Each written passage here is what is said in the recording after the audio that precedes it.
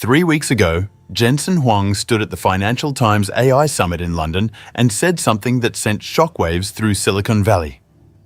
China is going to win the AI race. Not might win, will win. The man who built a $5 trillion empire on GPUs just told the world that his own technology is about to become obsolete. And he's right. Because while Washington was busy writing sanctions, Beijing was solving problems that Western scientists abandoned a century ago. This isn't about stealing technology. This isn't about copying chips. This is about China inventing an entirely new way to compute. And here's the craziest part. This isn't built on a 399 node. It's built on old manufacturing tech, the kind the US didn't even bother sanctioning. A method so radical, so fundamentally different that it makes digital computing look like we've been using typewriters in the age of AI. Today, I'm going to show you exactly how China cracked the analog code, how they achieved precision that was considered physically impossible, and why this changes everything about the future of AI, 6G networks, and global tech power. Before we had binary computing, before zeros and ones, humanity tried a different path. Analog computing. Instead of breaking reality into discrete bits, analog computers processed information as continuous electrical signals, like how nature actually works. The problem: noise, drift, imprecision. Every analog computer built in the 1900s suffered from the same fatal flaw. They couldn't maintain accuracy. A calculation that started precise would become garbage after a few iterations. Digital computing won because it was stable, predictable, reliable. For 100 years, engineers assumed analog computing was dead, a historical curiosity, a failed experiment. Then, on October 13, 2025, researchers at Peking University published a paper in Nature Electronics that broke physics as we know it. The title? Precise and Scalable Analog Matrix Equation Solving Using Resistive Random Access Memory Chips. Translation: we just made analog computing more accurate than digital computing while making it 1,000 times faster and 100 times more energy efficient. This isn't an incremental improvement.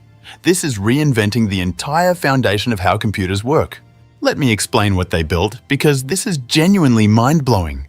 Traditional chips, the ones in your phone, your laptop, every NVIDIA GPU, work in binary. Every calculation is broken down into billions of on-off switches. A transistor is either conducting electricity or it's not. 1 or 0. But here's the bottleneck. Your data lives in memory and your calculations happen in a processor. Every single operation requires data to travel back and forth between these two places. This is called the von Neumann bottleneck, and it's the reason your GPU consumes 700 watts of power to train AI models. China's analog chip solves this with RAM, resistive random access memory.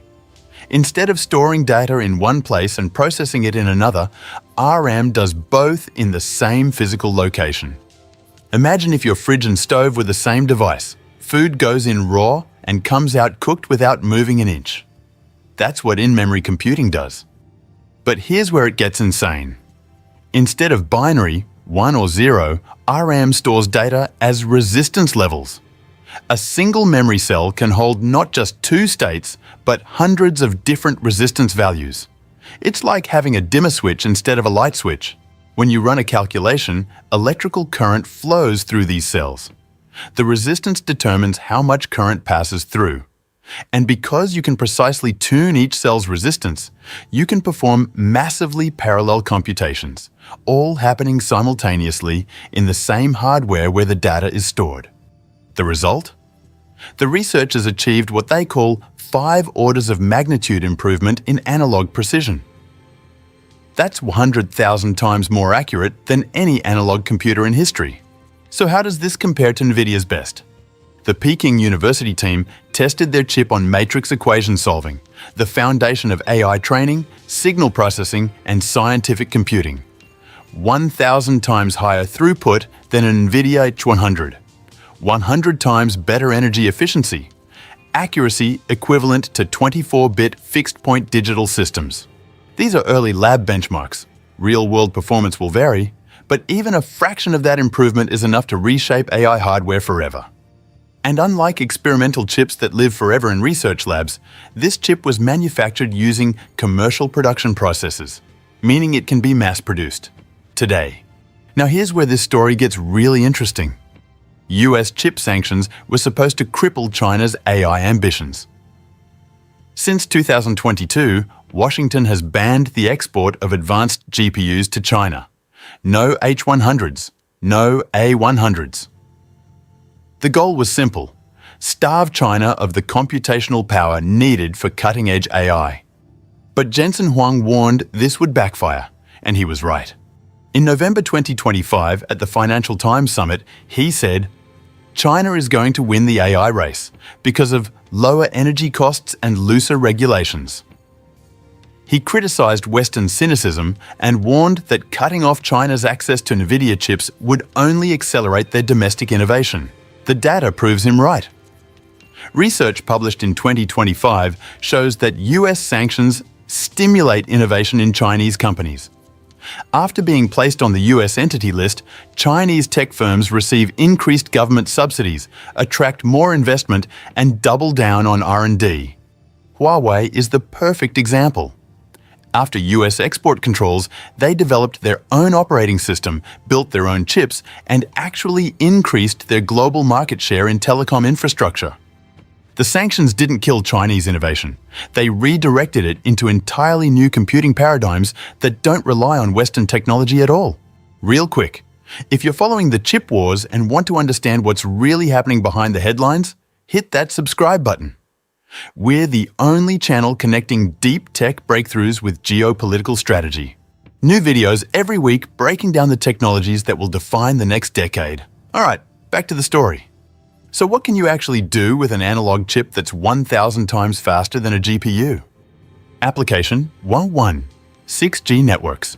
Next-generation wireless networks will use massive MIMO antenna arrays, hundreds of antennas processing signals simultaneously.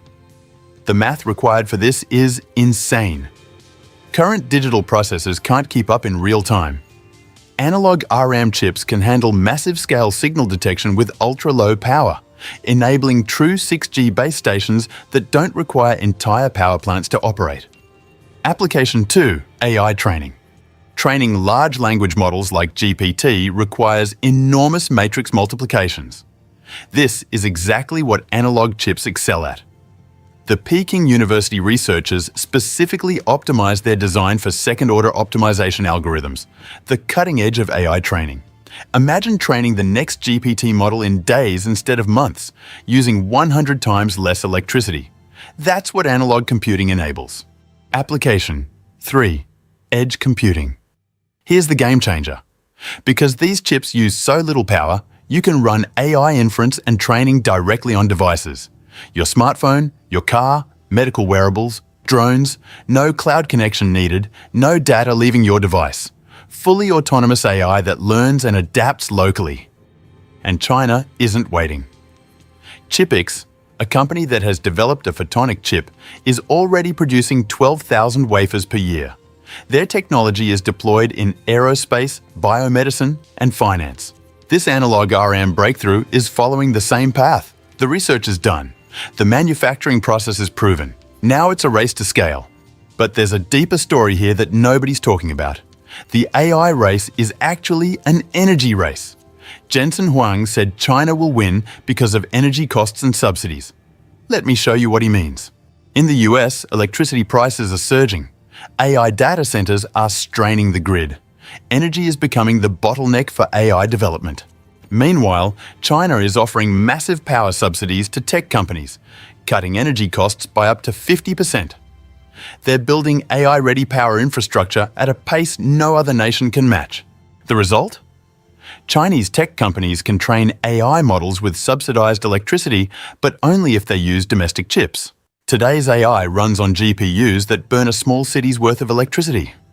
Tomorrow's AI could run on a chip the size of a fingernail that sips power like a light bulb. And now, with analog chips using 100 times less power than GPUs, China's energy advantage becomes even more devastating. This is why analog computing is such a strategic breakthrough. It's not just faster, It's efficient. It turns electricity into computation at a rate that digital systems physically cannot match. So where does this go from here? The Peking University researchers are already planning the next generation. Larger, fully integrated chips, better calibration algorithms, enhanced precision circuits. They're targeting full-scale deployment in telecommunications, AI training platforms, and scientific computing clusters.